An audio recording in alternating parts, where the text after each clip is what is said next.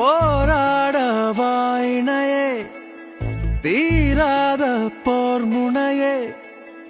என்னாலும் என் துணையே நீவா சாயாத நேர்குரலால் சாய்த்திட்ட பேரழையே